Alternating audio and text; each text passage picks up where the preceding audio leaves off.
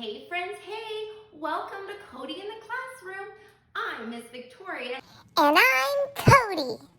And we are on day 22 of our Christmas Read Aloud countdown.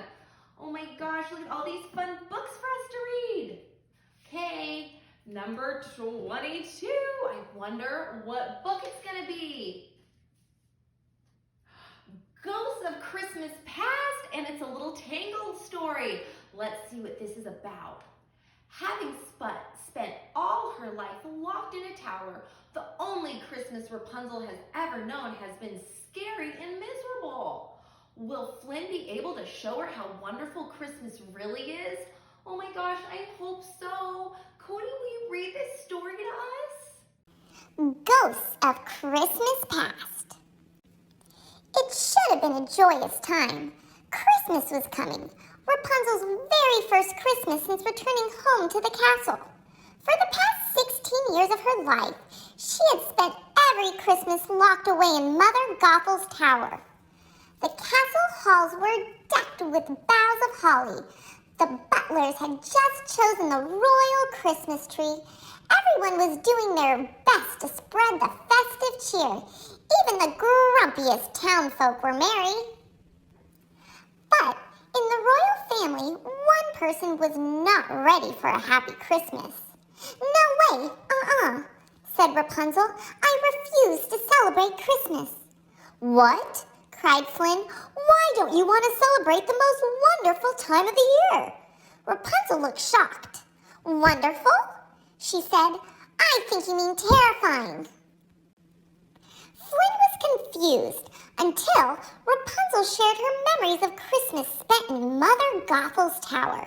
"You know how it is," Rapunzel said. "There's all this eerie Christmas music. Mother Gothel sang it non-stop at Christmas time. I hate chanting and growling." That didn't sound like any Christmas music Flynn had ever heard of. "Okay," he said, trying not to smile. "What else?" "Mother Gothel also told me the tale of Nicholas, a ghostly Christmas elf, how he creeps into children's rooms on Christmas, even steals them away. It kept me up at bedtime." Rapunzel sighed and shrugged. "But I guess all kids have trouble sleeping on Christmas Eve. Did you?" "Actually, no," Flynn said. "I couldn't wait to go to bed and wake up on Christmas morning. You know, that's not what Christmas is like at all." From everything Rapunzel was telling him, he could see that Mother Gothel had gone out of her way to ruin Christmas for Rapunzel. She didn't want Rapunzel to leave the tower, Flynn thought sadly. Ever. Well, he could do something to change things now. Flynn smiled, taking Rapunzel by the hand. "You know what?" he said. "I'll show you what Christmas is really like. Come on." He led Rapunzel outside the castle. "Just look around and listen," he said. "Does this seem spooky to you?" They passed a group of children singing Christmas carols. It was like no Christmas music Rapunzel had ever heard before. A small boy raced over to Rapunzel. He held out a package wrapped with a golden bow. "Merry Christmas, Princess Rapunzel," he said. "Trick package! Duck!" Rapunzel cried, diving for cover behind a low stone wall. She peeked out warily from her hiding place. Flynn and the children stared at her. Who ran away from a Christmas present?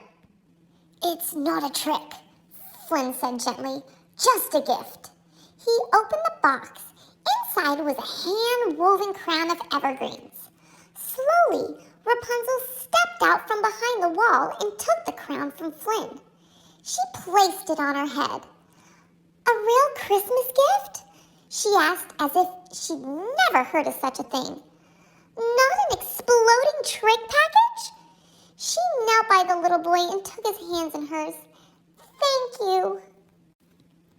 Rapunzel and Flynn wandered further into town and came across the townfolk decorating an enormous Christmas tree. Rapunzel pointed toward the top of the tree. "You're gonna need a lot more charms up there," she said. "If you want to scare off the ghostly Christmas elf. She picked up one of the ornaments, and I'm not sure these charms are anywhere near scary enough. They're, not charms, Flynn explained. They're ornaments for decorating. Rapunzel frowned. Oh, well, then how do you keep the Christmas elf away? Flynn couldn't help but laugh. They went back inside the castle where Flynn found some books about the real St. Nicholas. See, St. Nicholas isn't a ghostly Christmas elf.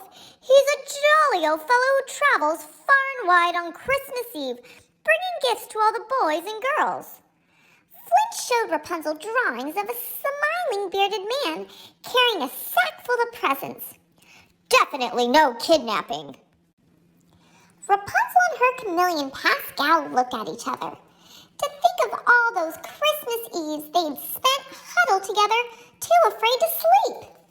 You mean children have trouble sleeping on Christmas Eve because they are excited? She asked. Flynn nodded. Most children can't wait for Christmas. He watched Rapunzel take it all in. So, now that you know what this festive time is really like, do you think you might be interested in celebrating it this year? For real, for the first time. Rapunzel's face lit up. Yes! She replied, and she sprung into action.